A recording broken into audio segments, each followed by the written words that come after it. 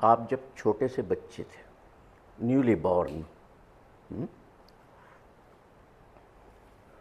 Bed पर, imagine कीजिए bed पर, है ना, आपको रखा हुआ है या पालने में रखा है या झूले में रखा हुआ है, छोटे से प्यारे से खूबसूरत, पैर चला रहे, हाथ मार रहे, हाथ मारते मारते पैर चलाते चलाते क्या होता है, कभी आप मुस्कुराने लगते हैं। देखा किसी को, आपको अपना तो याद नहीं होगा, पर ये हैव यू सीन, आपको याद है कि किसी बच्चे को देखा हो, अपने बच्चे को ही देखा हो, है ना। तो होता क्या है कि वो जो भाव उसके चेहरे पर आया है, that is the dance of the soul. हमें क्यों नहीं आता? हम तो लेटे लेटे बैठे बैठे मुस्कुरा देना, तो बोले पागल हो गया ये कहेंगे ना ऐसा।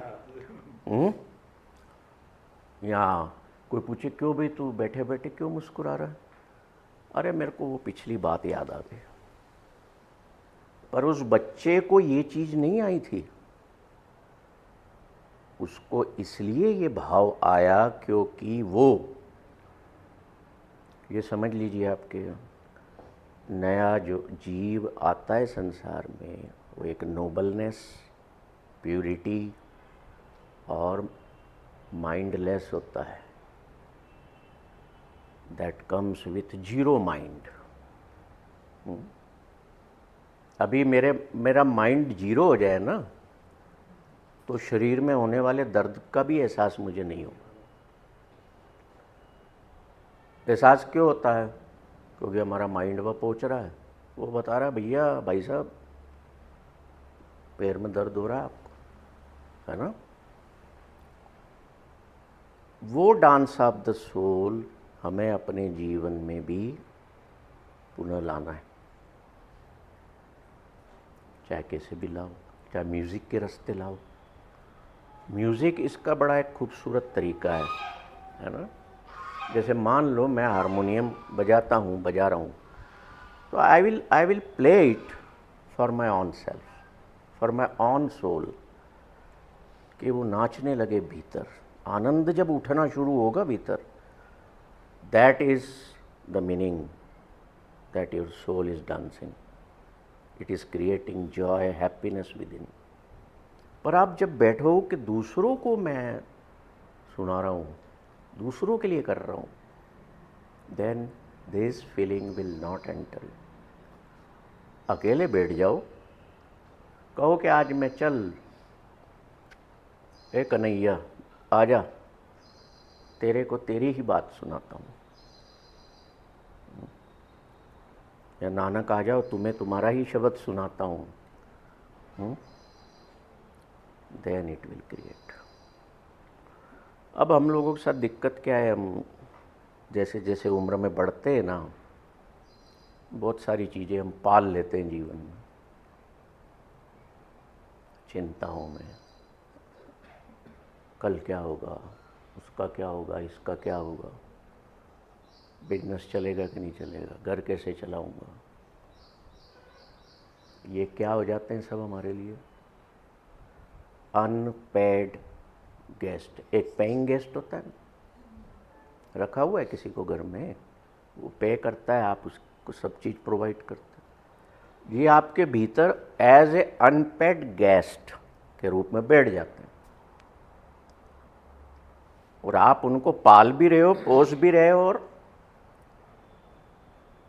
फीड भी कर रहे हो, और धीरे धीरे क्या होता है, वो मालिक बन गया, आपका घेर लिया, दिन रात बस पड़े हम चिंताओं। पर कभी उस पर जाकर के सोचना, क्या ये चिंताएं मेरी थी क्या, ये मेरी हैं क्या, मैं इनको ऑन करता हूँ क्या, मालिक मैं हूँ क्या इनका, क्यों मेरे भीतर। एक तो ये अनपेड है, मुझे कुछ दे नहीं रहा, दुखी दे रहा है, और फिर भी मेरे घर में बैठे। छोड़ दो, जाने दो, कहना आसान है, पर एक मन भीतर होता है वो कहता है ऐसे कैसे छोड़ दूँ, ये वाकई में चिंताएं मेरी हैं, मेरे को हैं, मेरे साथ लगी हुई हैं। फिर वो जो दूसरा मन है ना वो कहेगा भैया छोड़ेगा नहीं तो रास्ता नहीं, छोड़ना तो पड़ेगा। छोड़ने के लिए क्या करना पड़ेगा? परवाह करना बंद करना पड़ेगी। हमें ये देखना पड़ेगा कि भाई हम कौन सी चीज़ जो मेरे भीतर समाई हुई है, मेरे विचारों में, भीतर मतलब विचारों में, सारा खेल विचारों का है। अब मैं आपसे कहूँ भाई साहब आप कौन हो, आप कहोगे मैं फला फला मेरा नाम है, ये वो ब्ला ब्ला ब्ला सब, पर मैं कहूँगा नहीं, आप तो एक विचार हो जिसे आप पाल करके अपने जीवन में चल रहे हो। आपने डिसाइड किया हुआ ये गलत है, ये अच्छा है, ये बुरा है, ये अच्छा, और दूसरे के लिए उल्टा भी तो हो सकता है। आप चोरी करने को कहते हो गलत है, पर वो जो चोर चोरी करके आया वो कह रहा मेरा घर चल रहा है इससे। तो आप एक विचार हैं, और अगर आप एक विचार हैं तो किन विचारों को भीतर रखना, इतना तो कंट्रोल करना सीखना पड़ेगा। दुनिया को कंट्रोल करते हो ना, परिवार को करते हो। जिनसे परिवार में कंट्रोल नहीं होता है वो बाहर जाके समाज सेवा के नाम पे दूसरों को कंट्रोल करते। इंसान की प्रवृत्ति है कि कुछ लोग मेरे अंडर में रहें, चाहे ऑर्गेनाइजेशन हो, चाहे सोशल ऑर्गेनाइजेशन हो, चाहे इन प्रवृत्तियों को जो हमें कुछ देती नहीं है, सिर्फ ले लेती हैं, माइंड की पावर लेती हैं, एनर्जी ले लेती हैं, इनको धीरे धीरे निकालना है। जैसे घास लान लगी हुई है बगीचे में, यहाँ भी लगी है, बैठ गए एक जगह, जो चीज़ें उसमें ख़राब हैं उनको निकाल के तगारी में रखते, उनको हमें निकाल के इकट्ठा करके बाहर फेंकना। तो डांस ऑफ द सोल जो है वो तभी शुरू होगी भीतर जब हम, देखो मैं आपसे कहूँ कि भाई साहब आप डांस करिए, नृत्य करिए, आपके दो जवाब होंगे, हाँ जी साहब म्यूज़िक चालू करो मैं करता हूँ, या दूसरा आप कह दो कि मैंने कभी डांस किया नहीं, मुझे नहीं आता। मेरे को नहीं पता था कि आपको डांस आपने कभी किया नहीं आता, मतलब मैं आपको जानता नहीं था। तो जब तक हम जिस चीज़ को जानेंगे नहीं, नृत्य कैसे होगा? कितनी उम्र हो गई आपकी? 62। अभी तक जाना उसको जो भीतर है अपने? नहीं जान पाया, लेकिन आज आपने जो बच्चे की मुस्कुराहट की बात कही, लगा कि हकीकत जो है वो वही है जो सोल की मुस्कुराहट है वहाँ पे। तो हमें उस चीज़ को ना सबसे पहले जानना है कि वो कौन है जो उस बच्चे के चेहरे पर मुस्कुराहट लाती है। कौन था वो? आनंद का टुकड़ा, आनंद स्वरूप का एक अंश, एक टुकड़ा।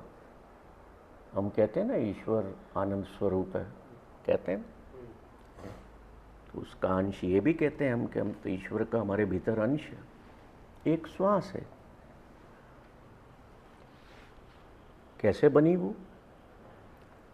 जब ईश्वर ने इंसान को अपनी फैक्ट्री में पहली बार डिज़ाइन किया तो ये कॉम्प्लिकेटेड मशीन दे दी, है ना, जिसके बारे में साइंस अभी भी 12-15% ही जानती है।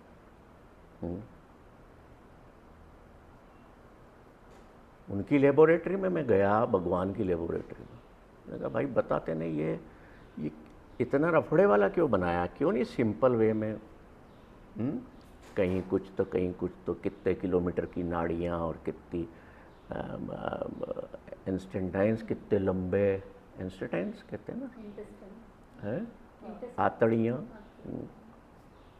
और एक भाई साहब जो दिन रात वो बगैर इलेक्ट्रिक मोटर के धड़क रहे हैं।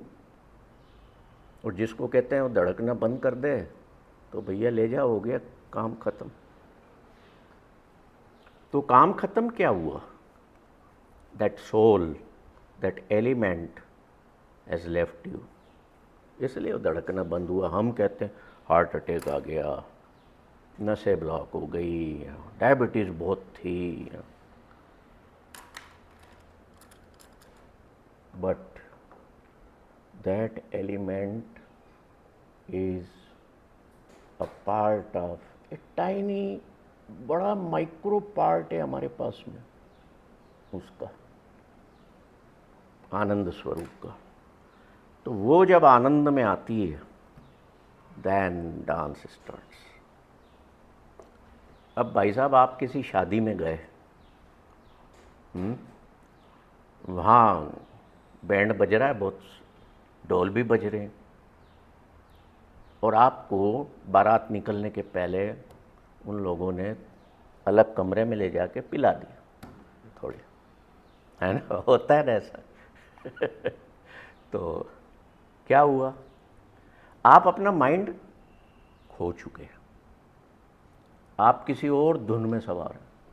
अब वो म्यूज़िक आपको अट्रैक्ट कर रहा है, माइंड को। आप क्या करते हैं? चलो आओ भाई डांस करो। आप इंतज़ार कर रहे हैं मेरे को कोई बुला ले, आप चालू हो जाते हैं। तो हमें भी अपने भीतर को वो वाली शराब पिलाना है।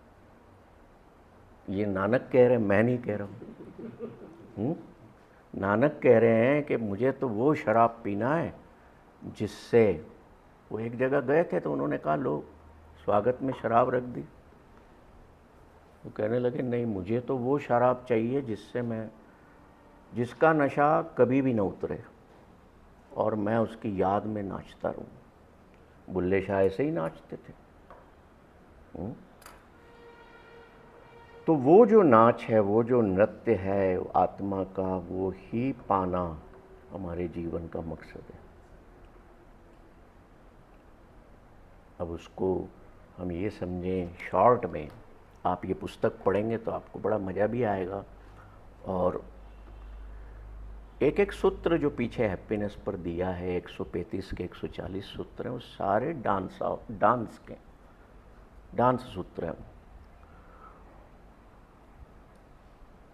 कैसे भीतर को स्वच्छ करना है, साफ करना है, कि मैं अपने उस परम तत्व को, जो ईश्वर की फैक्ट्री में मैंने देखा, भगवान जाने वो ऐसे शरीर खुला हुआ है, पड़ा है, उसमें पता नहीं क्या क्या जोड़े जा रहे हैं, लगाए जा रहे हैं।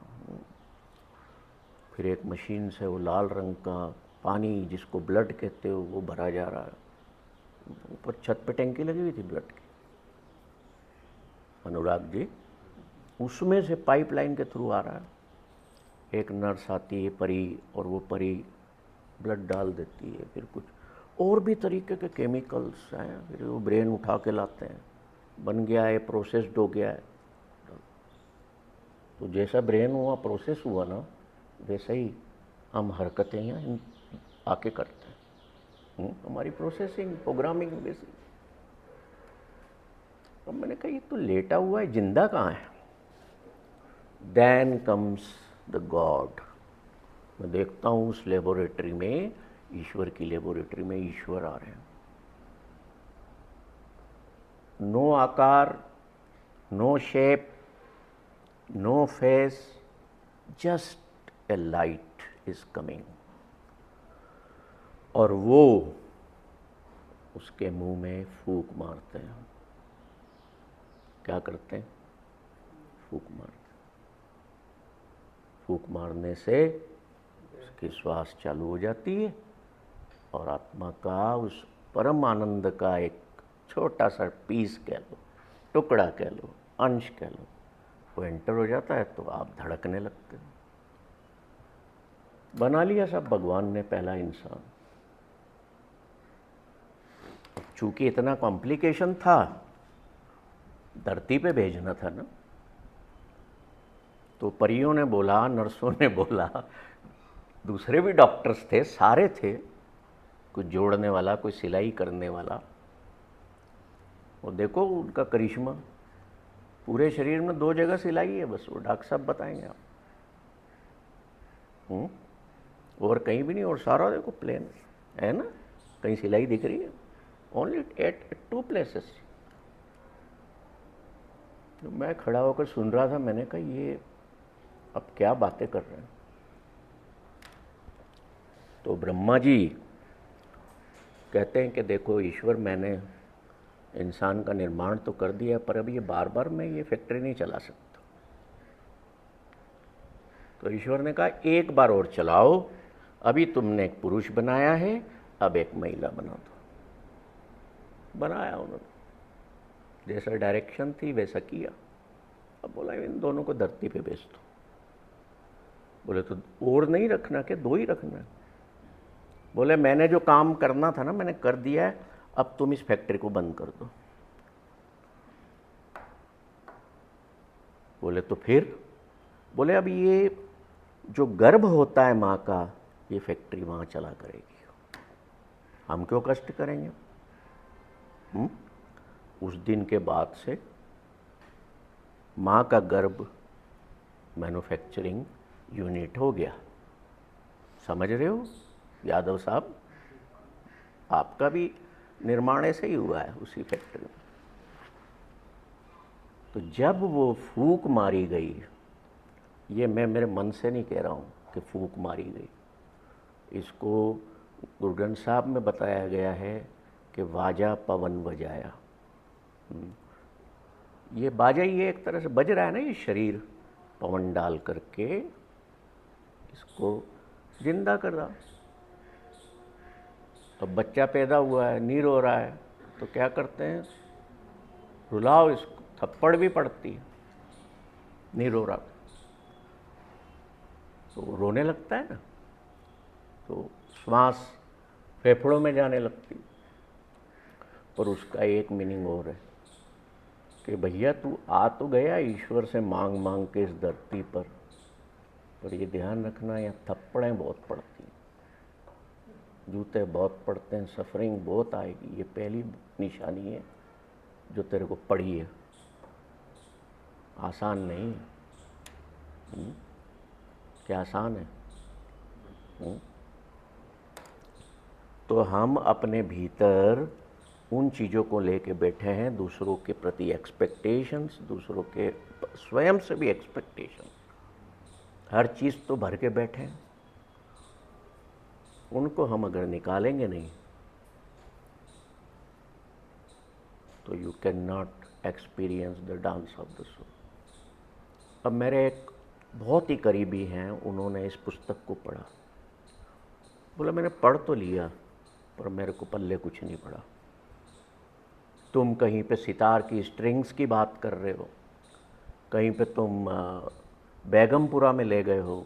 Begumpura means city of no sorrows, city of joy. मैंने कहा एक बार और पढ़ो। पढ़ ली। मैंने कहा इस पे मैं एक क्लास ले रहा हूँ, आना आप? नहीं आए, नहीं बैठेंगे। If you really want to learn all these things, है ना, ये सामान्य चीज़ें नहीं हैं। और मैं इसलिए ये चीज़ें लिखता हूँ, करता हूँ कि मेरे भीतर में वो उस डांस को क्रिएट करती है। चाहे मैं अकेला बैठा हूँ, साइलेंस है।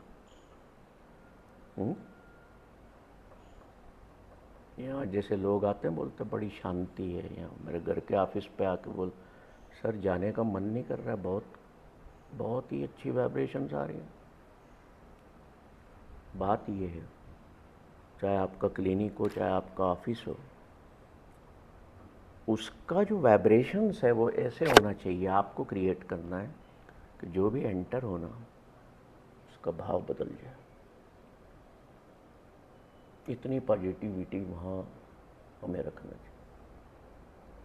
कुछ जगह जैसे हम जाते हैं ना तो हम नेगेटिव हो जाते हैं, यार ये अच्छा नहीं लग रहा मेरे को यहाँ का। क्यों? एक फ़कीर थे संत, वो एक किराए पे कमरा लेके रह रहे थे। सत्य कहानी है और जाने माने फ़कीर हैं, मैं नाम नहीं लूँगा। किसी शहर में जाके बसे और एक कमरा लेकर के उसमें वो रहने लगे। एक दिन उस कमरे से बाहर निकले तो सोचने लगे, मैं जब तक उस कमरे में रहता हूँ मेरा मन विचलित रहता है, मेरा मन विकृतियों की ओर जाता है, मेरा मन करता है कि कुछ नशा करूं। क्यों हो रहा है मेरे साथ ऐसा? मैं तो इन सब चीज़ों से बहुत ही दूर निकल चुका था। मकान मालिक के पास जाकर कि भैया यहाँ पहले कौन रहता था? तो उन्होंने कहा यहाँ पे वो ताश पत्ती खेलने वाले, पीने वाले वो रहते थे। तो मेरे पैसे वापस दो, मैं नहीं रह सकता। Place affects the vibrations of that place, any place affects our mindset. तो कहने का अर्थ ये है कि जहाँ भी हम रहें वहाँ शंका न करें, अपनी माइंड की पावर से उस स्थान को हम पॉजिटिव बनाते हैं। डांस ऑफ द सोल तभी आता है जब हम अपना जीवन न तो शरीर के तल पे जिए न मन के तल पर, हम जिए सोल के लेवल पर। हम उसको खुलकर जीने की आज़ादी दें। अभी आपने उसको इम्प्रिजन्ड किया हुआ है। 10 चीज़ें भीतर पाल सकी, वो दबी पड़ी है इग्नोरेंस के लेवल से। तो कैसे डांस करेगा कोई? आपको बांध दिया जाए, वो भाई साहब बैठे हैं ना वहाँ सोफे पे, उनको मैं भी रस्सियों से बांध दूँ और इधर म्यूज़िक बजा के बोलूँ चल भैया डांस कर, तो पहले खोलो। वही हमारी सोल की हालत हुई। ना तो हम उससे मिले, ना उससे कभी बात की, और फिर क्या करा, बेचारी को दबा दिया। मैं मेरे मन से जीवन जीता हूँ, इसलिए ही तो मनुष्य कहलाता हूँ। तो शरीर और मन के स्तर से थोड़ा लिफ्ट हो जाओ, तो ये चीज़ भीतर जब शुरू हुई तो उस बच्चे जैसा मुस्कुराने लगोगे, उस बच्चे जैसा बिहेव करने लगोगे। कि नहीं? कैसे निकालना है? एक एग्ज़ाम्पल देता हूँ, बहुत सटीक एग्ज़ाम्पल है। वो मैं उसका फ़ोटो लाना चाहता था, मेरे यहाँ लगा हुआ है घर पे, पर ला नहीं पाया, भूल गया। आपने देखा है रथ में श्री कृष्ण रथ चला रहे हैं, अर्जुन पीछे खड़े, फोटो देखा? कितने घोड़े थे? 5 घोड़े थे। पहले उसको अर्जुन चला रहा था, क्यों उसने श्री कृष्ण को दिया कि भाई तुम चलाओ? क्यों दिया? अब आप कहोगे कि अगर श्री कृष्ण उसको नहीं चलाते तो अर्जुन वार कैसे करता, युद्ध कैसे लड़ता, तीर कैसे छोड़ता, हथियार कैसे चलाता? इसको अब देखने का पर्सपेक्टिव बदलते हैं अपन।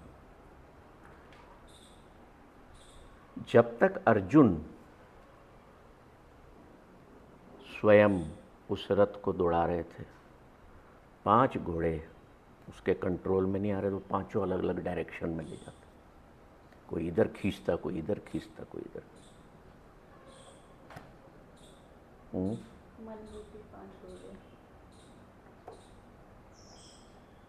एक तरफ काम का प्रभाव, एक तरफ क्रोध, एक तरफ जो पांचों चीजें हैं वो खींच रही है। मोह ने खींचा तो उसने कह दिया मैं तो ये मेरे अपने, मैं नहीं मारूंगा। तो उसने क्या किया? कृष्ण से कहा, कृष्ण आप सारथी बनो, आप ही इन पांचों को वश में रख सकते हो, तभी मैं इनका संहार कर पाऊंगा। तो कृष्ण ने क्या किया? कृष्ण कोई छोटी मोटी चीज़ थे क्या? किसी के ड्राइवर बन सकते थे क्या वो? आज कोई आपके गुरुजी घर आ जाएं, बाबा जी आ जाएं, जिसको भी आप, तो आप क्या बोलोगे, चलो भैया कार चलाओ, मैं तो बैठूंगा आराम से। तो अर्जुन ने किया ना ऐसा। क्यों किया? देखो इसलिए किया, उन्होंने सीधा सीधा हमें मैसेज दिया कि अपने जीवन में अगर डांस ऑफ द सोल को आप रिसीव करना चाहते हैं, उसको इम्प्लीमेंट करना चाहते हैं, उसको फील करना चाहते हैं, तो sell your own mind to your guru. इसका मतलब ये है कि हम अपने मन से अपना जीवन चलाना छोड़ करके हम अपने गुरु के मन से फॉलो करके चलते जाए जीवन में, हम हमेशा आनंद में रहें।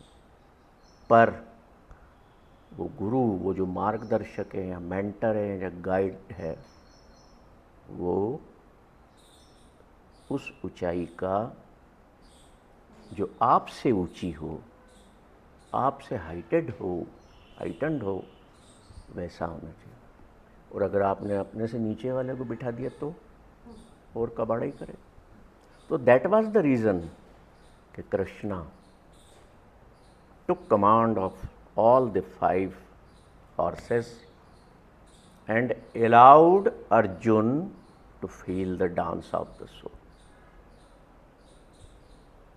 समझ रहे हो? तो हमें क्या करना है?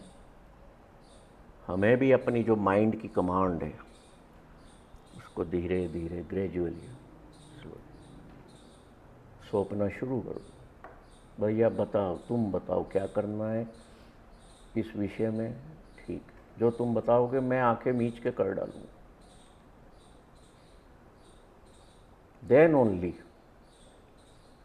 We can enjoy our life.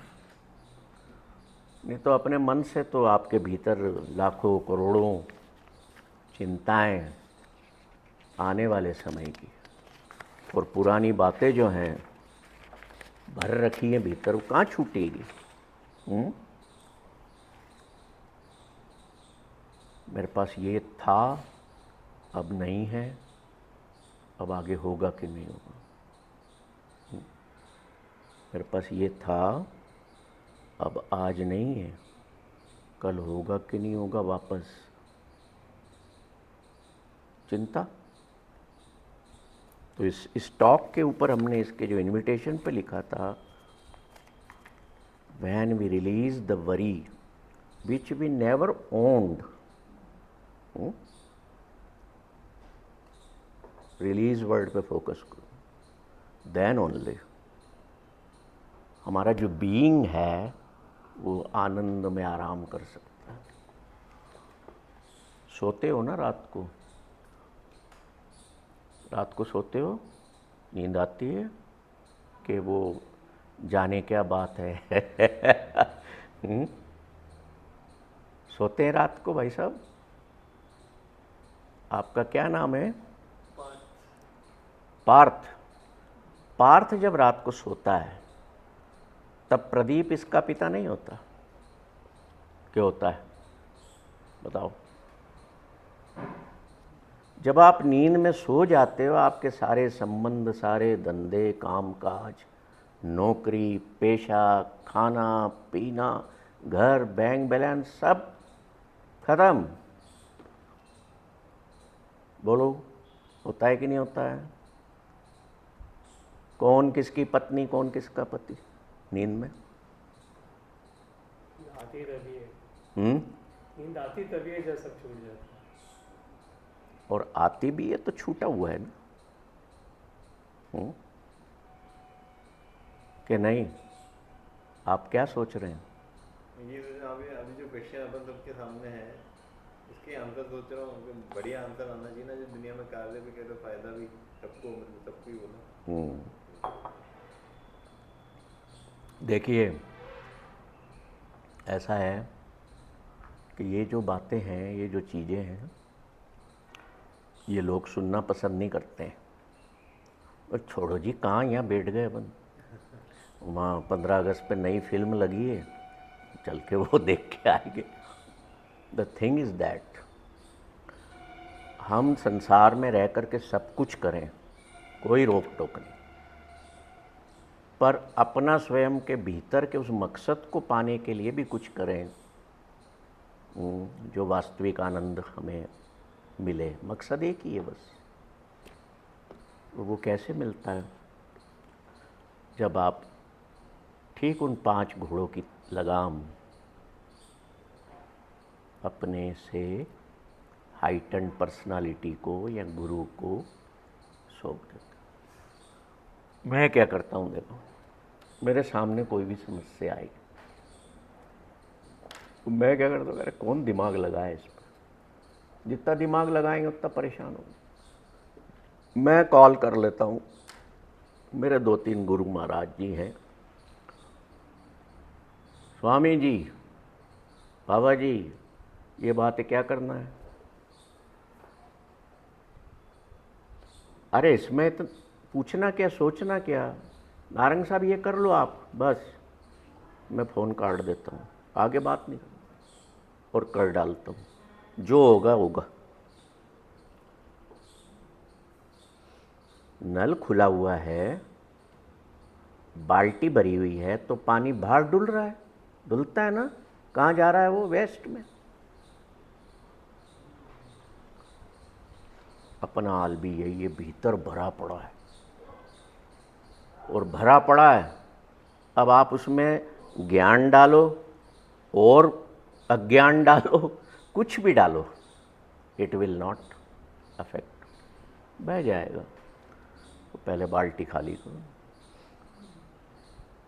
आपको गर्म पानी चाहिए बाथरूम में नहाने के लिए और बाल्टी ठंडी पानी से भरी हो, आप मम्मी से क्या करो, मम्मी ये इसमें पानी कहाँ से आएगा, अब गर्म, ये तो भरी पड़ी है, खाली करो। सो क्रिएट स्पेस विद इन। किससे खाली करना है? जो वो इग्नोरेंस की लेयर्स अंदर बनी पड़ी हैं, उनको हटाओ एक एक करके। और हटाने के तरीके यही हैं, और इनके अलावा कोई तरीका नहीं मिलेगा आपको।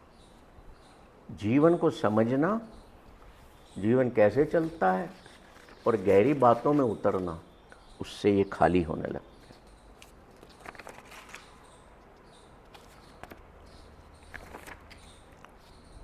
देखिए, मैं जब जापानीज़ मैनेजमेंट पे रिसर्च करने गया था 1988-90 में, क्योंकि उस टाइम आपको याद हो जापान वाले ही सबसे बढ़िया मैन्युफैक्चरिंग क्वालिटी देते थे। किसी के पास जापान का बना हुआ टेप रिकॉर्ड होता था, नेशनल का या पैनासोनिक, तो बड़ी वो शान से है जी, मेड इन जापान। तो हम लोग एक डेलीगेशन गया और स्टडी करने के ये क्या चीज़ है, इसे कैसे ये। तो 3 चीज़ें उन्होंने अपनी मैन्युफैक्चरिंग प्रोसेस से हटा दी। एक था वो मुडा, जापानी भाषा। मुडा कहते हैं कि हम वेस्ट क्रिएट नहीं करेंगे। कोई भी ऐसी चीज़ जो हम मैन्युफैक्चर कर रहे हैं उसमें वेस्टेज नहीं बनाना है। इतना हमें कॉन्शियसली, ध्यान से, फोकस्ड होकर काम करना है। दूसरी चीज़ मुरी। मुरी मीन्स ओवर बर्डन। मतलब अगर मैं एक मशीन पे काम कर रहा हूँ तो मैं वहीं फोकस्ड होकर के काम करूँ कि मेरा प्रोडक्ट ख़राब ना हो। वन जॉब एट ए टाइम, ठीक है। तीसरी मुरा, MURA, मुरा मतलब अनइवननेस को मैंने क्रिएट नहीं करना। अब ये तो बातें हैं मैन्युफैक्चरिंग की, मैंने इसको लाइफ पे बिठा दी। Why you create mura in your muda in your mind? क्यों वेस्ट फालतू की थॉट्स लाते हो? मत रखो, हटाओ, अनइवननेस को हटाओ। मैंने जो कर सकता हूँ इवननेस में करूँगा, और फिर मैं एक बार में एक चीज़ या एक काम ही करूँगा। I will be focused. तो क्या होगा उससे? मेरी हेल्थ पर, माइंड की हेल्थ पर गलत साइड इफ़ेक्ट्स नहीं आएंगे। क्या आएंगे? हमारे साथ दिक्कत क्या है हम लोगों के साथ कि हम जिस चीज़ को बेचना है ना हमें, उसको बनाने के लिए हम पूरा दिमाग लगाते हैं कि मुझे प्रॉफिट होगा, इतनी परफेक्शन से बनाना है। ये उसी की चीज़ है, जीरो वेस्ट इन प्रोडक्शन। तो भाई साहब, why can't I manufacture my on mind of zero waste, zero waste means zero complaints. I will not keep within me any kind of complaint against anyone, for anyone, चाहे कोई भी हो। Complain करके क्या मिलेगा?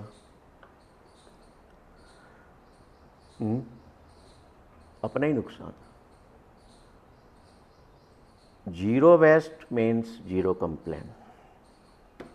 मेरे भीतर के माइंड कोई कंप्लेंट, मुझे जीवन जीना है जीरो कंप्लेंट लेवल पर। कंप्लेंट भी एक तरह की इग्नोरेंस है जो मैंने आत्मा के सिर पे बिठा दी, बोझ डाल दिया। क्या डाल दिया? बोझ। बोझ बहुत तरह के हैं। सोचो, लिखो एक कागज़ पे बैठ के घर पे ना अपने, कि मैंने कौन कौन से बोझ लिए हुए हैं। एक भाई साहब थे, ट्रेन में बैठे, सिर पे अपनी समझ लो अटैची रखी हुई थी। तो बैठ गए सेकंड एसी में सीट पे, पर अटैची नहीं उतारी। किसी ने बोला, दादा ये सीट के नीचे रख दे। बोले नहीं, ट्रेन पे वजन बढ़ जाएगा, फिर धरती पे बढ़ जाएगा। हम भी वही किए हुए हैं। अगर वो नीचे रख देता तो आराम कर सकता है ना? सिस्टम अवेलेबल है ना, सीट के नीचे जगह दी है ना। तो हमारे पास भी सिस्टम अवेलेबल है कि जितने माइंड के बोझ हम लेके चल रहे हैं, कैरी कर रहे हैं, हल्का करो। हल्के होके तो देखो, अपने संबंधों में हल्के हो जाओ। छोड़ो हमेशा माँ या बाप या पति या पत्नी है या बॉस या एम्प्लॉय, हमेशा मत बने रहो। एक बार फ्रीडम तो दो अपने आप को कि मैं कुछ भी नहीं हूँ। दी कभी फ्रीडम कि हमेशा रोल्स ही प्ले कर रहे हो? तो कैसे डांस पैदा होगा? आप तो खुद ही नाचे जा रहे हो, दुनिया नचा रही है, आपका माइंड नचा रहा है। मैं मेरे घर पे स्टडी रूम में जाता हूँ ना, मैं अपनी वाइफ से कह देता हूँ, I am going to my study room, please don't come there, there I don't want to be husband. बेटे से भी कह देता हूँ, there I don't want to be a father, I want to be myself. Freedom चाहिए हमें। मैं मेरे शरीर से बात करता हूँ, भाई यार तू इतनी तकलीफ़ें क्यों देता है ना? ठीक है थोड़े दिन दी, ठीक है, इतनी लंबी क्यों खींचता है? तो वो मेरे को बहुत चीज़ें बताता है। फिर वो मुझे कहता है कि तूने ना इतने समय में इतनी सारी ऑनरशिप इकट्ठी कर ली है। ये पत्नी है तेरी, तू कहता है मेरी। ये बेटा है मेरा, ये घर मेरा, ये गाड़ियाँ मेरी, ये ऑफिस मेरा, सारी तो ओनरशिप पाल ली है। तो मैं बोझ तले दबता हूँ तेरा शरीर, तो मैं दर्द दूंगा ना। फिर मैंने कहा रास्ता क्या है भाई, फिर तू ही बता। तो क्या कहता है पता है? मैं भी एक बोझ ही हूँ तुझ पर। तू मेरी बॉडी, हाउ? क्योंकि तू मुझे भी तो कहता है मेरी बॉडी। कहते हैं ना मेरा शरीर है, मेरे को इसको अच्छे कपड़े। बोले इसलिए मैं भी बोझ हूँ, क्योंकि तू जिस चीज को तू कहता है कि मैं ये हूँ, तू जानता ही नहीं है। To whom you are saying I am this. आप किसी से मिलेंगे, आप कहेंगे आई एम धीरू भाई, आई एम अनुराग, यही कहते हो। फिर आगे बताने लग जाओगे मैं बिजनेसमैन हूँ, मैं डॉक्टर हूँ, मैं जॉब में हूँ, मैं स्टूडेंट हूँ। कितने लेबल्स बता सकते हो, बताते जाओ। मेरे पास इतनी डिग्रीज हैं। मेरा एक विजिटिंग कार्ड होता था पहले, जिस पे 16 डिग्रीज लिखी हुई थी। जब मैंने शरीर ने मेरे को ये समझाया तो मैंने फाड़ के फेंक दिए सारे। ले पागल हो, विजिटिंग कार्ड को फेंक के जला रहे हो। मैंने कहा मैं कुछ भी नहीं हूँ, हटाओ इनको। सारी डिग्रियाँ भी हटा दी घर से, जो दीवार पे बड़ी शान से लगा रखी थी। ये हमें बुलाती हैं हमारे वास्तविक स्वरूप से मिलने के लिए। जितने लेबल्स हैं, सारे लेबल्स से जैसे जैसे हटोगे कुछ देर के लिए, मैं ये नहीं कह रहा कि अपनी पत्नी को छोड़ दो या पति को छोड़ दो या बाप मत बनो या घर के मालिक मत बनो, पर 24 घंटे में 2 घंटा तो कम से कम अपने आप को जानो, फ्रीडम दो उसको कि भैया तू है कौन। देन द डांस स्टार्ट्स, क्योंकि तब सोल को आप रिकॉग्नाइज करने लगते हो कि मेरे भीतर वो चीज़ है जो मुझे वास्तविक आनंद, एब्सोल्यूट हैप्पीनेस देगी। अभी रुको 10 मिनट। एक व्यक्ति का आपने नाम सुना है? हम हिंदुस्तान के लोग, विस्तृत भारत के लोग, उस व्यक्ति ने पार्टीशन के दौरान हिंदुस्तान छोड़ के पाकिस्तान चले गए थे, पर मैं उनकी किताबें अभी भी पढ़ता हूँ। मोहम्मद इकबाल, उन्होंने अपनी एक पुस्तक में बहुत गजब की चीज़ लिखी है। वो कहते हैं कि मैं खुद को ढूंढने के लिए भटकता रहा जीवन भर, क्योंकि मुझे भी अपनी डांस का, अपने सोल की डांस का आनंद लेना था। मैं जगह जगह जाता रहा, तीर्थों पे, इधर उधर सब दूर भटकता रहा। मुसाफिर मैं भी था, पर मुझे तब पता लगा कि मंजिल भी मैं ही हूँ, मेरे भीतर ही है। तो मैं बाहर ढूंढता रहा उसको, तो बाहर नहीं है डांस। बेगमपुरा का क्या अर्थ है कि जैसे इस पुस्तक में मैंने डिस्क्राइब किया, बेगमपुरा मतलब वो नहीं कि जहाँ बेग में बस रही हूँ। पहले लोगों के दिमाग में यही आता है, अरे ये नॉवेल है या कुछ है, इसको पढ़ते हैं। मैंने टाइटल हटा दिया फिर वो, कि बेगमों की बात होगी किसी राजा की, बहुत बेग में होती थी, हरम होते थे उसमें, बहुत बेग में जिसको मन चाहे उठा लाते थे। बेगमपुरा मीन्स जहाँ कोई गम नहीं है। और it is not any kind of city on earth, it is the city mind with in you. कि ये जो मेरा शरीर है, ये एक शहर है जिसमें किसी तरह का कोई गम, कोई टैक्स, चिंताओं पर कट कोई टैक्स, कोई इग्नोरेंस की लेयर्स नहीं है। Only one thing is residing there, and that is joy और ब्लिस। देन बेगमपुरा का मतलब क्या निकला? City of joy. अब वो 12 तरह की स्ट्रिंग्स की बात एक जगह कहता हूँ मैं कि उसमें कौन कौन सी स्ट्रिंग्स तुम्हें सेट करके रखना है अपने जीवन की। जो हमारे कई तरह की हम विचार, आवाज़ें सोचते रहते हैं ना, और वो 12 तरह की स्ट्रिंग्स आप इस किताब में पढ़िए, जिसमें एक है ग्रेटिट्यूड की, एक है लव की, एक स्ट्रिंग है कंपेशन की, एक एंगरलेस रहने की। केवल गिनाई नहीं है। अब मान लो आप एंगरलेस की स्ट्रिंग जो है, तार वायलिन पे, वो ढीली हो गई है, तो क्या करोगे?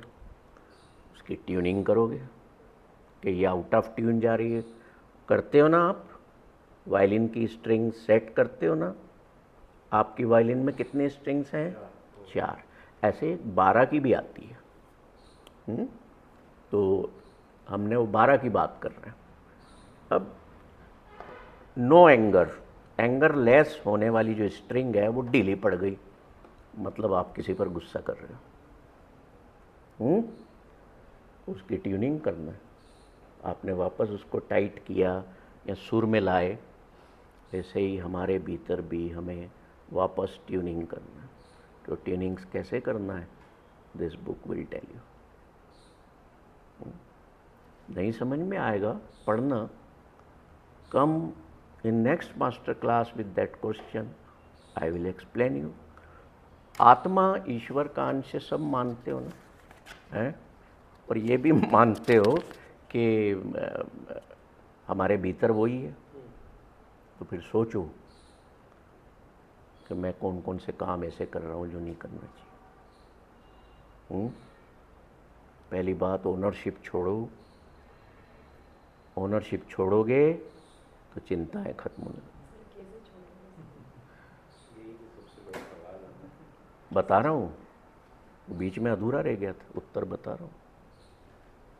आप एक बात बताओ, आपका मान लो आप एक माँ है, आपका एक बेटा है, पति है, और एक बिटिया है, और भी परिवार में लोग हैं। मेरे अपने, यही कहते हैं ना, मेरे अपने। छोड़ने के लिए पहले ये सोचो, क्या मैं जब पैदा हुआ इन सबको लेके पैदा हुआ था ना? बताओ, आप भाई साहब अपनी पत्नी के साथ पैदा हुए, लेके आए थे? तो आपकी कहाँ से हो गई? आपका बेटा, क्या नाम है उसका? है जितिन। आप जब दुनिया में आए तब साथ में लाए थे? नहीं लाए ना। जब तक वो जीवन में नहीं था तो ये मन से निकलता था मुंह से कि मेरा बेटा है। आप क्या हो? उसके पिता हो। पिता होने का मतलब ही नहीं पता ना हमें। पिता होने का मतलब ये नहीं है, माँ होने का मतलब, या पति या पत्नी होने का मतलब कि मैं किसी को, ये मतलब नहीं समझना कि मैं किसी को ओन करता हूँ। परिवार बसाया है तो हम सब किसी को ओन नहीं करते हैं। उत्तर दे रहा हूँ, we are the caretakers of each other. हमें ट्रस्टी बन के रहना है एक तरह से, कि मैं, ठीक है, ये व्यक्ति जिसे मैं अपना बेटा कहता हूँ, ये मेरे जीवन में है, ठीक है, मैंने पैदा करने की प्रोसेस में मैं शामिल था, तो इसलिए मैं अपना कहता हूँ। कहो, कोई बात नहीं, but after all I am a trustee, I am a caretaker only. जिस दिन ये मान लोगे कि मैं तो केयर टेकर हूँ, मैं कंट्रोल नहीं कर सकता। मान लो मेरे बेटे को कोई प्रॉब्लम हो गई है, दुखी होऊंगा। दुखी होना तब छोड़ूंगा जब मैं ऑनिंग छोड़ूंगा। मैं क्या कहूँगा स्वयं से, गुरमीत सिंह तुम अपने बच्चे के केयर टेकर हो, उसको अगर कोई सफरिंग आई है तो we must try to remove his suffering, और we should take support of healers and we should care by best way. कोई जीवन से जा रहा है, मेरे पिता जा रहे थे, मेरा वेट कर रहे थे, मेरे को फ़ोन करते हैं, मैं सुबह सुबह पार्क में वॉक कर रहा था, 7:30 बजे। मेरा घर का नाम शैली है, तो वो प्यार से शैलिया बोलते थे। बुजुर्ग लोग पुराने 97 ईयर्स, तो वो तो सबके नाम बिगाड़ के बोला करते थे। You got your answer, become care taker, don't on. अगर आपकी शादी जिससे हो उसको कहो ना आई लव यू। इसका क्या मतलब है? इसका मतलब ये है कि आप लव तभी कर सकते हैं जब आपकी फ्रीडम और अगले की फ्रीडम इंटैक्ट है। आप ओन नहीं कर रहे हो मेरा पति। अरे कहाँ से आपका पति? No ownership, no rights in the family on anyone, rights of all the rights. Freedom में जीने दो ना, जीने दो, बच्चे को भी फ्रीडम में जीने दो, उसको फ्रीली नेचुरली ग्रो होने दो। फंसाते तो आप हो और फिर कहते हो जी बच्चा बिगड़ गया। बचपन में आपने शौक ला के दिए, छोटा सा टेबलेट ला दिया, ले बेटा खेल, बोल मम्मा मुंह में चम्मच डाले जा रहे हैं खाने के। सिखाया किसने ऐसा खाना? और वो बड़ा होकर जब भी खाता है तो स्क्रीन के सामने ही खाता। अब आप परेशान हो रहे हो, यहाँ उठा के ला रहे हो, मैं क्या करूँगा इसमें? बताओ। When you say someone I love you, इसमें फ्रीडम इंटैक्ट रहना चाहिए। सेल्फलेस लव, सेल्फलेस लव, मतलब एक वर्ड बोल रहा हूँ, तभी मजा है उसमें। नहीं तो वो लव नहीं है, फिर वो मोह हो गया, और मोह फिर दुख देता है। किसी का कोई प्रियजन बड़ा करीबी मान लो चला गया दुनिया से, कम उम्र में ही चला गया ऐसा समझ, या तलाक हो गया, तो भी तो गया ही है। तब आप डिसीजन लेते हो ना कि मुझे तो जीने के लिए कोई साथ तो चाहिए। क्यों भाई साहब, आप जो पहले थे आपके जीवन में उनको क्यों नहीं पकड़ा आपने, जाने से क्यों नहीं रोका? क्योंकि आपको सुख चाहिए था। कोई बीमार होके गया, अगर मैं अपनी बात करूं, बीमार होके जीवन से कोई गया तो मैं थक चुका था सफरिंग से। मैं कहता था ईश्वर इसको या तो ठीक कर दो या फिर बुला लो अपने पास, मैं थक गया। क्यों ऐसा बोला कि मैं थक गया हूँ? क्योंकि मुझे अब सुख चाहिए, मुझे अब सफरिंग नहीं चाहिए। जीवन में पूरा जीवन इंसान सुख की खोज करता रहता है, पर उस मूर्ख को ये नहीं पता इसको खोजना नहीं है, इसको सीकिंग नहीं करना है, सर्च नहीं करना है, इसको तो मैनिफेस्ट करना है भीतर। एक आईसीयू में पड़ा हुआ इंसान भी दर्दों में, जो नलियों में पड़ा है, वो ईश्वर से आखिरी में क्या प्रार्थना करता है? भगवान मेरे को उठा ले, अब ये सहन नहीं होता। क्यों कर रहा है? बिकॉज ही वॉन्ट्स सुख। तंग आ गया है शरीर के दर्दों से, मन के दर्दों से। कभी कभी आप गुस्से में अपने बेटे को भी बोल देते हो, अरे मत मेरे को दुख दे, तू यही करने आया था क्या? जा थोड़ी देर उधर दूर रहे मेरे से। क्यों बोल रहे हो दूर रहे? तो मैं थोड़ा शांत हो सकूं, सुख में आ सकूं। ये भीतर की लड़ाइयाँ हैं।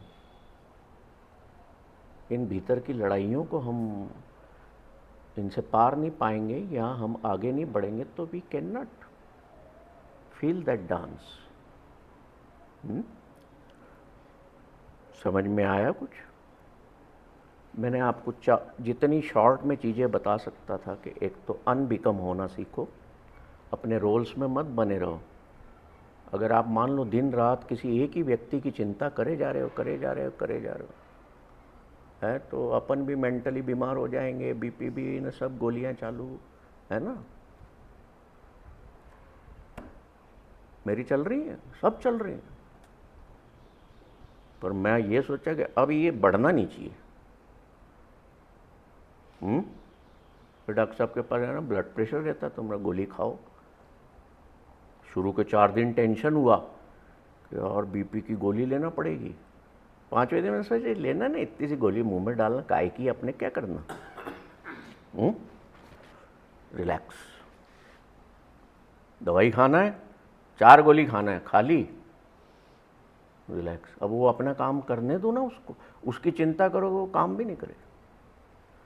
The thing is that make your life, manufacture your life and mind most simple way.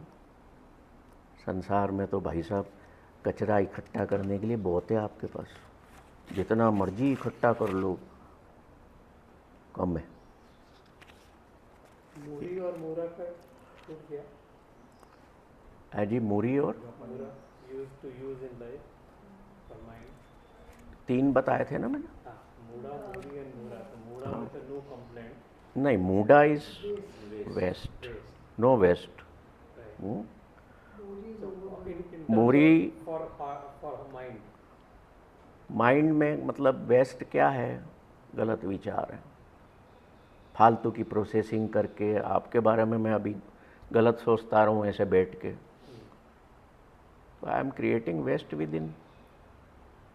और दूसरा जो मूरी है वो है कि मैं कितने बर्डन्स लूँ, कितने बर्डन बोझ अपने दिमाग पर उतार के रख दो ना यार, अटैची थोड़ी देर के लिए तो रख दे भाई।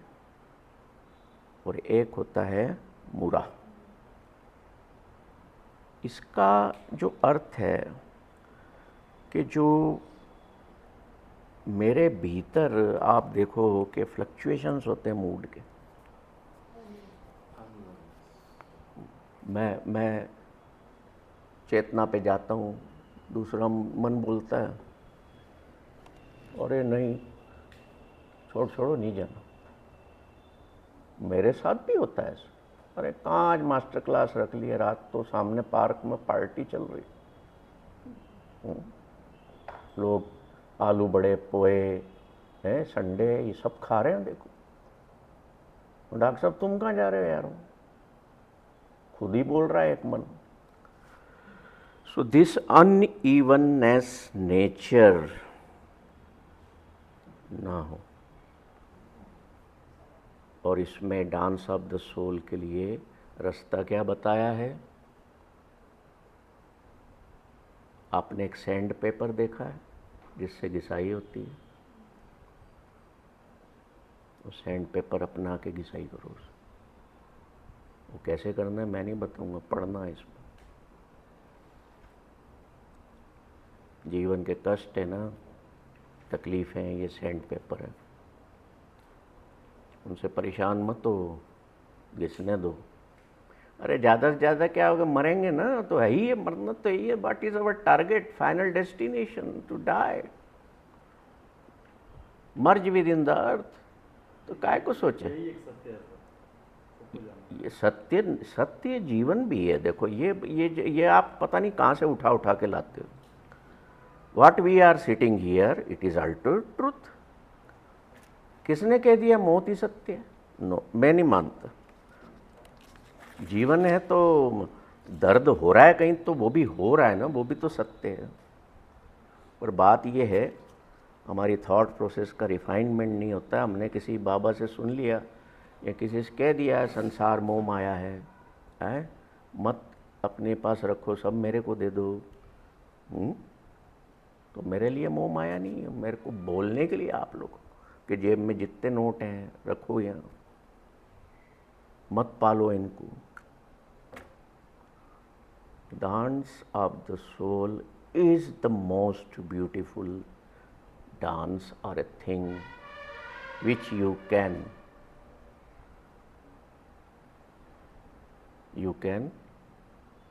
manifest from within.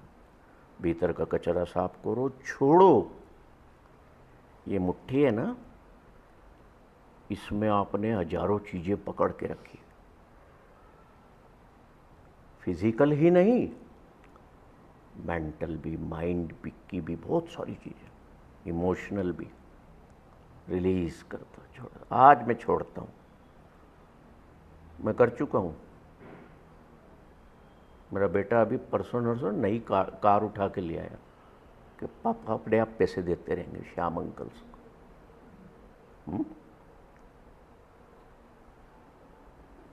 एंड मैंने कोई न रिग्रेट किया न कोई एंगर किया, दिया चेक। ले तो आया,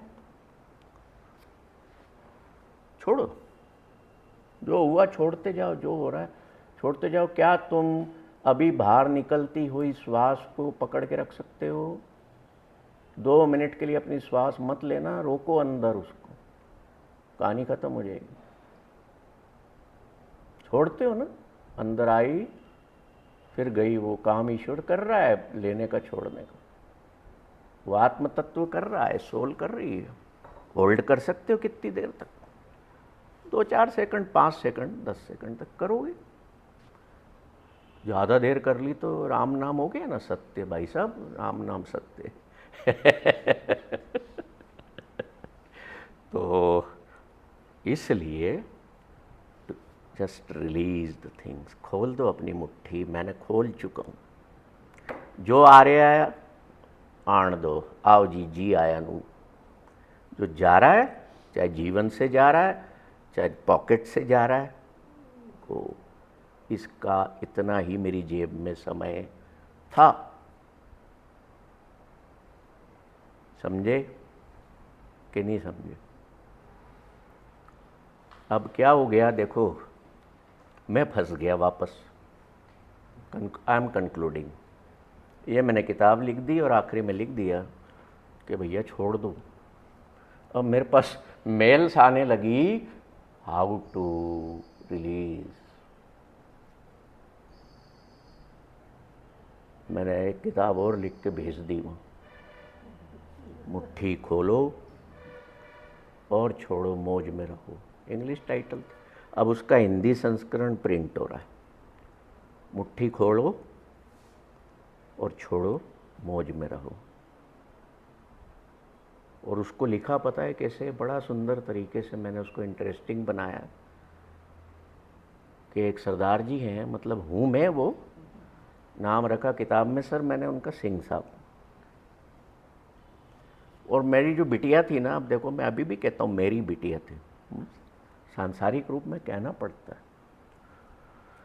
उसको 3 चीज़ों से बड़ा प्रेम था, एक स्क्वेरल, गिलहरी, एक स्पैरो और एक तितली, बटरफ्लाई। इसलिए तवलीन फाउंडेशन की चीज़ों में ना आपको तीनों कहीं ना कहीं नज़र आएंगे।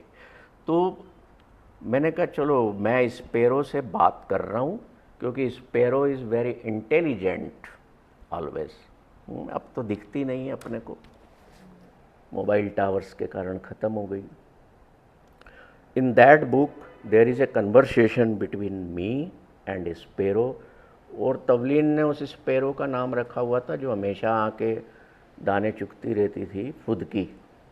तो मैंने उसका नाम फुदकी रख दिया और उसके हस्बैंड का नाम रख दिया चिक्का। कभी कभी वो साथ में लेके आती थी एक को। अब वो तीनों आपस में कन्वर्सेशन करते हैं और सिंह साहब बड़े दुखी आदमी, जीवन में सब कुछ पकड़ के बैठे हुए हैं, वो छुड़वाती है। वेरी इंटरेस्टिंग छोटे छोटे कन्वर्सेशन। तो this is the way to manifest from within, कि मैं मेरे भीतर से एक ही देह बना लो। मेरा काम हुआ कि नहीं हुआ, मेरा नुकसान भी हो गया ना, हो गया, प्रॉफिट हो गया, हो गया, छोड़ो बस। और दुनिया में तुम आए सिर्फ छोड़ने ही हो, लेने नहीं आए हो, कुछ भी पाने नहीं आए हो। जिस दिन पाने की यात्रा शुरू हो गई ना, उस दिन दुखों की यात्रा शुरू हो जाती है। तो आप सबका धन्यवाद, मैं बहुत ऋणी हूँ। और मैं ये जो आप सब आते हो तो मेरे ऋण बढ़ते हैं। अब मुझे ऋण कैसे उतारना है, मैं फिर उसके बाद में प्रक्रिया करूँ। किताब उस पर भी लिखी नहीं देखिए, ये क्या होता है ना, देखो ये कोई टारगेट देता है ना जब आपको, कि आपको 500-700 लोगों ने बोला है, पीछे पड़े हुए हैं, तो now you have to give that thing.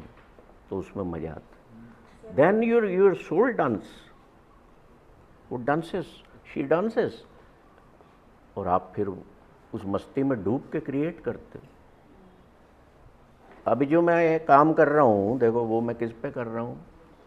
Squirrel को लेके कर रहा हूँ। देखा है कभी उसको करीब से नज़र मारी उस पर? बिल्कुल गिलहरी कौन देखा है? गिलहरी को देखा सबने, पर उसको ध्यान से कभी दूर खड़े होके देखो, टाइम ही नहीं है ना।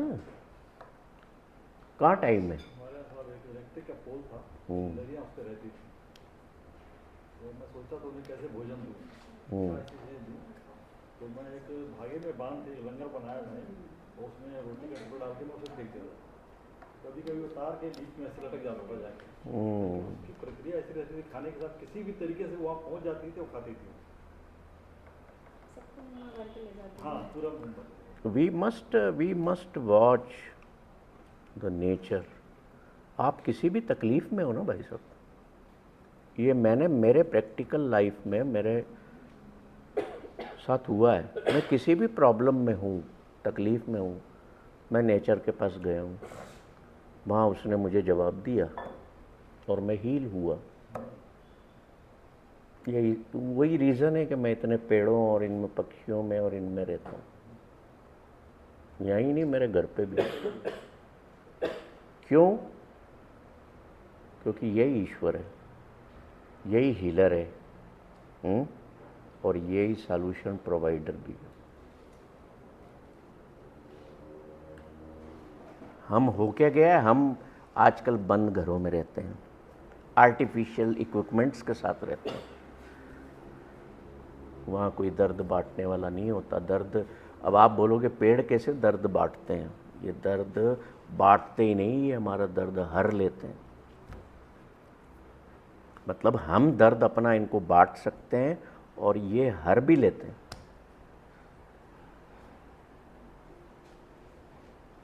समझे? तो अब आप चाय नाश्ता करिए। मैं सबका शुक्रगुजार हूँ, बड़ी मेहरबानी, आप सब आए और इस पुस्तक को पढ़िए। जो चीज़ समझ में ना आई है उस पर टैग लगा दीजिए, जब भी अगली बार आए उसमें क्वेश्चन अपना लेके आना, ठीक है?